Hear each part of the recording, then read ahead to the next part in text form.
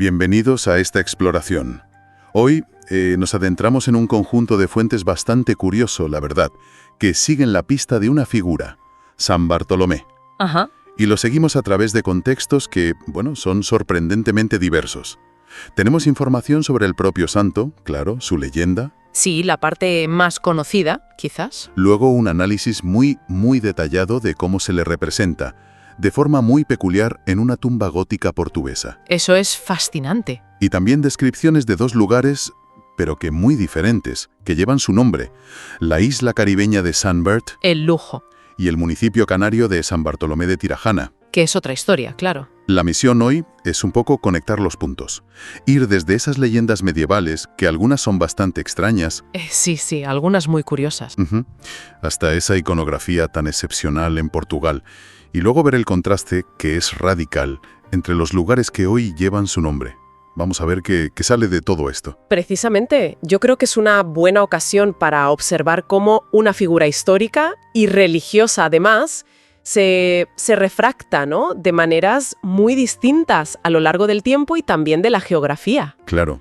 Tocaremos la biografía tradicional, por supuesto, pero yo creo que el foco interesante estará en esas leyendas menos conocidas, Ajá. en la singularidad de esa escultura funeraria, que es una pasada, y en las realidades tan opuestas de los lugares con el mismo nombre. Pues empecemos por ahí, por el propio San Bartolomé. Más allá de ser uno de los 12 apóstoles, que eso lo sabemos todos, ¿qué es lo más llamativo o inesperado, quizás, que nos cuentan las fuentes sobre él? Pues quizás lo más sorprendente es cómo la tradición posterior, sobre todo textos como la leyenda áurea, La famosa compilación medieval, sí. eso es, esa, y otros relatos apócrifos, cómo embellecen y a veces complican bastante su figura, porque los evangelios canónicos en realidad son muy breves. Dicen poco, ¿verdad? Muy poco. Mateo, Marcos y Lucas lo ponen en la lista junto a Felipe. Y ya, Juan lo llama Natanael, el de Caná, y nos da ese diálogo pan bueno bajo la higuera. Sí. Donde Jesús dice eso de un verdadero israelita en quien no hay engaño. Y Natanael lo reconoce como Hijo de Dios y Rey de Israel. ¿Y el nombre? Bartolomé. Ah, sí, el nombre, Bartolomé, es un patronímico. Viene del arameo Bartolmai, o sea, hijo de Ptolomeo. Un detalle. Pero bueno, como decías, esas tradiciones posteriores van mucho más allá de los evangelios. Muchísimo más. Le atribuyen viajes misioneros a sitios lejanísimos como la India, Armenia. Que ya era viajar en esa época. Imagínate.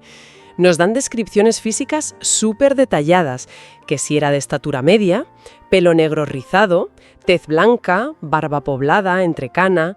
Incluso describen su ropa. La ropa. Sí, una túnica blanca con dibujos rojos y un manto blanco con una orla púrpura que, ojo, dicen que no se estropeó en 26 años. Anda ya, eso suena muy a leyenda. Totalmente. Y le atribuyen milagros muy potentes, sobre todo, y esto es importante, relacionados con la expulsión de demonios. Ahí quería llegar. Ese poder sobre los demonios. Parecía un tema recurrente, ¿no? Como lo del exorcismo de la hija del rey Polimio de Armenio. Sin duda. La leyenda cuenta que no solo libera a la princesa, que estaba poseída, sino que además le presenta al rey al demonio, pero encadenado y humillado. Como diciendo, mira lo que he hecho. ¡Qué imagen! Esta faceta de exorcista y también lo de destruir ídolos paganos, como el de un tal Beris, es fundamental en su leyenda medieval. Le da un poder muy específico. Y luego está su martirio. Un final brutal, que también ha marcado mucho su imagen. ¿Hay acuerdo en cómo murió exactamente? Consenso total no hay, pero la versión más extendida, y desde luego la más potente gráficamente, la que recoge el martirologio romano, es la del desollamiento. ¡Uf! Sí, se dice que fue desollado vivo, vamos, que le arrancaron la piel, por orden del rey Astiages, que era hermano de Polimio, el rey al que Bartolomé había convertido. Vaya tela. A veces se añade que después lo crucificaron, cabeza abajo. Pero la imagen que ha quedado, la que ha dominado su iconografía durante siglos, es esa, la del hombre sin piel, a veces incluso llevando su propia piel al hombro. Terrible. Y esa iconografía tan particular nos lleva directos a Portugal, al monasterio de Alcobaça. Exacto. Allí está el sepulcro de don Pedro I, rey de Portugal, al lado del de su amada Inés de Castro. Son obras cumbre del gótico europeo de mediados del siglo XIV. Impresionantes, sí. Y lo que es realmente extraordinario es que el sepulcro del rey dedica un espacio enorme y detalladísimo a narrar la vida de San Bartolomé. ¿Por qué es tan especial esa representación? Pues es excepcional por varias razones. Primero, por la extensión y el detalle. O sea, encontrar un ciclo narrativo tan completo dedicado a San Bartolomé en un monumento funerario de esta categoría es muy, muy raro en el arte medieval europeo. No era un santo principal, en ese sentido, quizás. No tanto como otros apóstoles para ciclos tan extensos. Los laterales del sarcófago de don Pedro tienen 12 edículos como si fueran pequeñas capillas esculpidas. Ajá.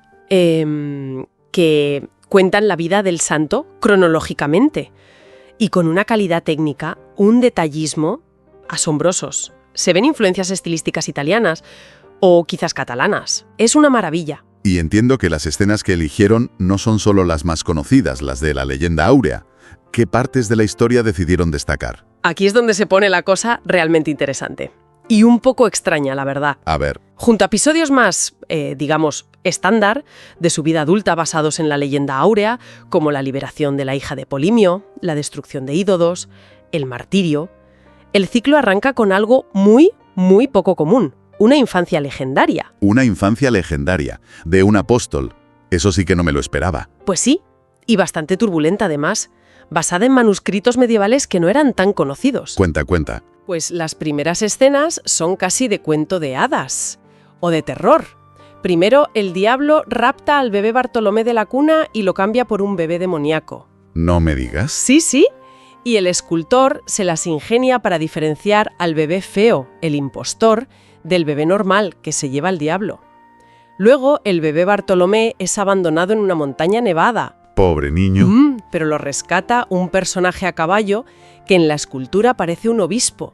Y finalmente, el joven Bartolomé regresa a casa años después y desenmascara el demonio impostor que seguía en la cuna. Increíble. ¿Y lo del obispo? Es curioso porque en algunas versiones escritas es un sacerdote judío quien lo encuentra. La aparición recurrente de un obispo en estas escenas de Alcobasa hace pensar a los expertos que quizás se mezcló la historia con leyendas de otros santos, como San Esteban, que también tuvo leyendas de rapto por el diablo. Historias más llamativas, desde luego, muy distintas. Y después de esa infancia tan peculiar, ¿qué más vemos en el sepulcro? Pues continúa con los episodios de su ministerio en Armenia, más acordes con la leyenda áurea, la curación de la princesa, la presentación del demonio encadenado al rey, la predicación a Polimio, la destrucción del ídolo Beriz. Lo que ya habíamos comentado. Eso es. Hay incluso una escena que parece original de Alcobaza, un ángel consagrando el templo pagano, ya vacío de ídolos, al dios cristiano. Y luego, claro, la confrontación con el rey malo, Astiages, y el martirio, el desollamiento. ¿Cómo se representa el desollamiento ahí? Pues curiosamente de forma bastante contenida, casi estoica. No es tan explícita ni sangrienta como en otras obras de arte de la época o posteriores. Es sobria dentro de lo terrible del tema. Mencionaste antes una escena final que también daba que hablar. Así es. La última escena lo muestra a él, ya desollado, caminando con su propia piel al hombro y predicando. Uf, qué imagen más potente. Mucho.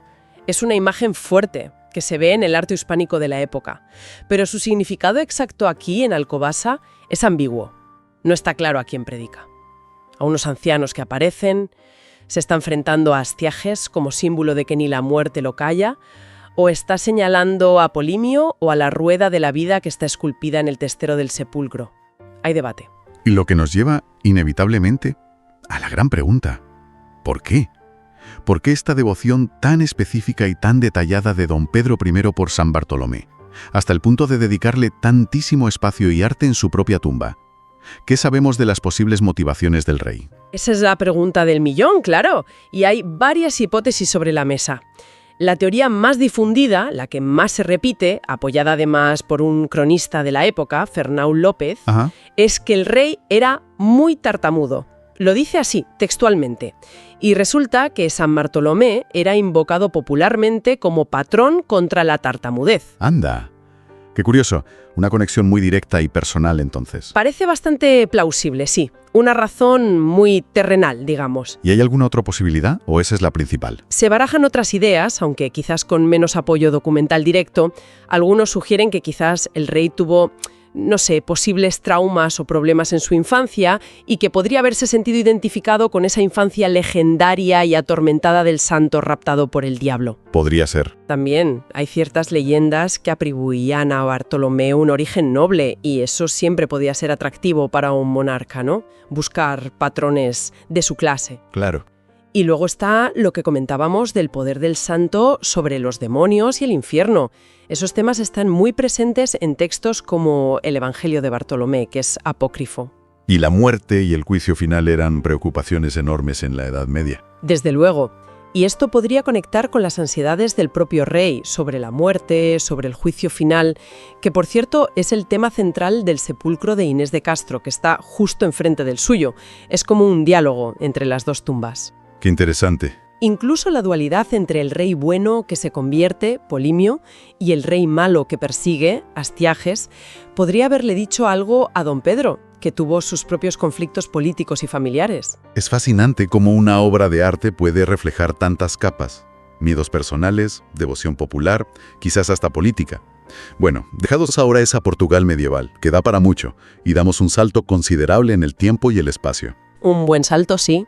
Porque el nombre de San Bartolomé no se quedó solo en las iglesias o en las leyendas, sino que viajó por los mapas. Y las fuentes que tenemos nos presentan dos lugares actuales muy distintos que lo llevan. Por un lado, la isla caribeña de San Bartolomé. San Barté. Y por otro, el municipio canario de San Bartolomé de Tirajana. Empecemos por el Caribe. ¿Qué nos cuentan de San Bart? Pues San Barthélemy, o Saint Bart, como se la conoce mundialmente, es una islita volcánica muy pequeña, unos 24 kilómetros cuadrados, en las Antillas Menores. Pequeñita. Muy pequeña. Recibió su nombre de Cristóbal Colón en 1493. Y ojo, no por el santo, sino en honor a su hermano Bartolomé. Ah, mira tú. O sea que la conexión con el santo es indirecta. Indirectísima. Su historia además es curiosa. Fue francesa, luego pasó a ser sueca durante casi un siglo, entre 1785 y 1877. ¿Sueca? ¿En el Caribe? Sí, una rareza histórica. Y finalmente volvió a ser francesa. De hecho, la capital, Gustavia, todavía recuerda al rey sueco Gustavo III. Hoy la imagen que proyecta Saint Bart es la de un enclave de lujo extremo, mucha sofisticación. Sí, las descripciones hablan de eso, ¿no? Un destino para multimillonarios, celebridades, playas perfectas, aguas turquesas, boutiques de alta costura por todas partes, restaurantes de fama mundial con esa fusión de cocina francesa y caribeña. Un glamour relajado, lo llaman. Eso. Se menciona mucho un hotel, el Eden Rock, que lo fundó un tal Remy de Heinen y que fue como el pionero en atraer a la jet set internacional desde mediados del siglo XX. Greta Garbo, los Rockefeller. Exacto. Fue quien puso la isla en el mapa del lujo. Aunque el idioma oficial es el francés, por lo visto, por el turismo y la clientela, el inglés se oye por todas partes. Claro. Y un punto interesante que mencionan las fuentes es el contraste con su isla vecina, San Martín, que también está dividida entre Francia y Países Bajos. ¿En qué sentido? Pues que ambas fueron arrasadas por el huracán Irma en 2017, pero la recuperación fue muy distinta, mientras que en San Martín fue lenta, con problemas sociales, pobreza visible, playas que se intentaron privatizar. Ya. En San Bart, la reconstrucción fue rapidísima. En cuestión de meses estaba operativa, en gran parte por la inversión privada de sus propios residentes y visitantes, que son gente con mucho dinero. Se nota la diferencia de recursos. Muchísimo. Además, allí en San Bart, por ley, todas las playas son públicas. Y el lujo, aunque está por todas partes, dicen que se percibe como más discreto, más controlado, no tan ostentoso como en otros sitios. Entiendo. Su estatus administrativo también es peculiar. Es una colectividad de ultramar francesa, lo que le da bastante autonomía. Y curiosamente, la deja fuera de la Unión Europea. ¿Ah, sí? ¿No es como Guadalupe o Martinica, entonces? No, es diferente. Por eso sus matrículas de coche, por ejemplo, no llevan la banderita azul de la UE, tienen un estatus especial. Un modelo muy específico, sin duda. Bueno, pues cruzamos ahora el Atlántico de vuelta y nos vamos a las Islas Canarias. San Bartolomé de Tirajana, en Gran Canaria. Mismo nombre del santo, pero me da que la realidad va a ser muy diferente. Completamente diferente. Para empezar, por la escala.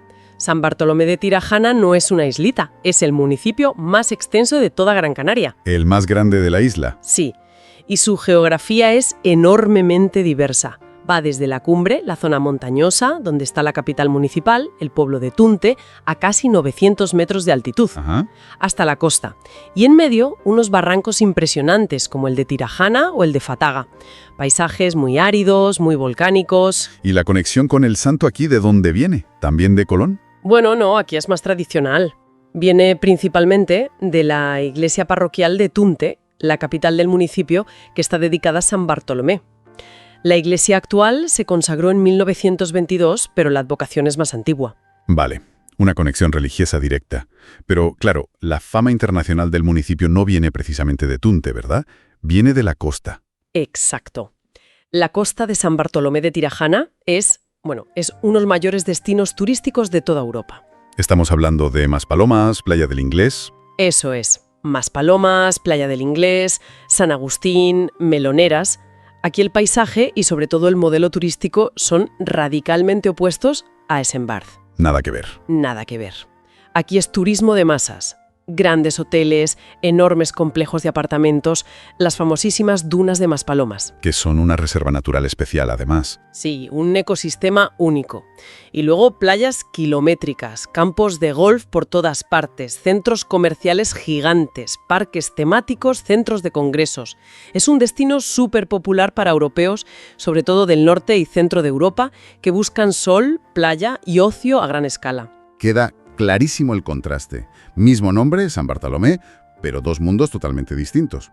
Ambos viven del turismo, eso sí, Sí, la base económica es el turismo en los dos casos. pero la escala, el tipo de visitante, el entorno natural, isla volcánica caribeña versus barrancos y dunas canarias, y sobre todo el modelo de desarrollo, son radicalmente opuestos. Así es. Tenemos por un lado una pequeña isla caribeña, muy exclusiva, volcada en el lujo, con una historia colonial peculiar y un estatus político singular fuera de la UE. Y por otro lado, un municipio canario enorme, parte de España y de la UE, que combina un interior montañoso y rural con una costa hiperdesarrollada para el turismo masivo. Y la conexión real entre ellos, más allá del nombre que heredaron por razones históricas totalmente distintas, el hermano de Colón en un caso, la iglesia del pueblo en el otro. Pues parece ser simplemente esa, la denominación, el nombre. Hagamos entonces una pequeña síntesis de este viaje tan variado que hemos hecho. Hemos empezado con un apóstol, Bartolomé o Natanael, Sí, una figura del siglo I con una base en los evangelios bastante escueta, pero cuya leyenda creció muchísimo en la Edad Media. un montón, añadiendo detalles físicos, milagros contra demonios, esa infancia apócrifa tan sorprendente que vimos. Sí, lo del bebé cambiado. Ujú. Y sobre todo ese martirio tan gráfico, tan visual del desollamiento que marcó su iconografía. De ahí pasamos a una manifestación artística que es única. El sepulcro de Don Pedro I en Alcobaza, una obra maestra del gótico, Excepcional. que utiliza precisamente esas leyendas más raras y detalladas, especialmente la de la infancia, para crear un programa iconográfico sobre San Bartolomé muy poco común en Europa. Exacto. Y exploramos cómo eso podría conectarse con las posibles preocupaciones personales del rey, que si la tartamudez, los miedos sobre la muerte o el infierno, o la atracción por un santo que se consideraba poderoso. Y finalmente, seguimos el rastro del nombre hasta hoy, hasta el presente, y nos encontramos con dos realidades geográficas que, no podrían ser más distintas. Nada que ver, sí. San Bart, la isla caribeña del lujo extremo, con su historia franco-sueca y su estatus especial fuera de la UE, Ajá. y San Bartolomé de Tirajana en Gran Canaria, un municipio enorme que va de la montaña a la costa y que es un gigante del turismo de masas europeo. La conexión fundamental al final es el nombre, un nombre que ha viajado a través de los siglos. Pero mientras que entre el santo y el sepulcro hay un vínculo muy profundo de fe, de leyenda, de arte medieval, Sí, una conexión de significado. la conexión con los lugares geográficos actuales es puramente nominal, histórica si quieres. Heredaron el nombre, pero sus identidades se han construido de forma totalmente independiente y, como hemos visto, divergente. ¿Es un buen ejemplo de cómo un nombre puede persistir? Sí, mientras los contextos y los significados que se le asocian cambian radicalmente con el tiempo. Pues ha sido un recorrido fascinante, la verdad, desde la Galilea del siglo I, pasando por Armenia, la Portugal medieval hasta el Caribe y Canarias hoy en día, todo siguiendo el rastro de San Bartolomé. Sí, ha sido curioso ver las vueltas que da un nombre. Hemos visto cómo una historia, la suya, puede contarse y reinterpretarse de formas tan variadas, desde los evangelios y las leyendas medievales hasta la piedra de una tumba real o los nombres en un mapa moderno. Y cómo ese nombre, San Bartolomé, coexiste hoy con realidades tan dispares como la imagen del mártir desollado, del exorcista, y la de playas exclusivas o dunas llenas de turistas. Claro. Nos muestra la capacidad que tienen los nombres para perdurar, ¿no? Aunque su significado original se diluya o se transforme por completo en el imaginario colectivo. Nos deja pensando un poco en esa relación entre el nombre y la cosa nombrada, ¿no? ¿Cuánto pesa realmente la elección de un nombre para una persona, para un lugar, para una iglesia, en su identidad futura? Buena pregunta. ¿O es solo una etiqueta inicial sobre la que luego se escriben historias completamente nuevas, que a veces no tienen nada que ver con el origen? Es una reflexión interesante, sí. Quizás la persistencia de estos nombres antiguos en lugares modernos actúa como un eco lejano, un recordatorio latente de que hay capas de historia, de leyenda, bajo la superficie de lo cotidiano. Aunque no seamos conscientes de ello normalmente. Exacto. Quizás es una invitación a indagar un poco más en las historias que se esconden detrás de los nombres que damos por hecho, que vemos todos los días en las calles, en los mapas, en nuestro entorno, a mirar un poco más allá. Espero que hayas disfrutado conocer más sobre su vida y legado tanto como yo disfruté compartirlo contigo. Si te ha gustado este video, no olvides suscribirte a nuestro canal Historias de Nuestros Santos. Es totalmente gratis y tu apoyo nos ayudará a seguir creciendo y trayéndote más historias inspiradoras. Activa la campanita para no perderte ningún video y deja tus comentarios abajo. Gracias por estar aquí y hasta la próxima.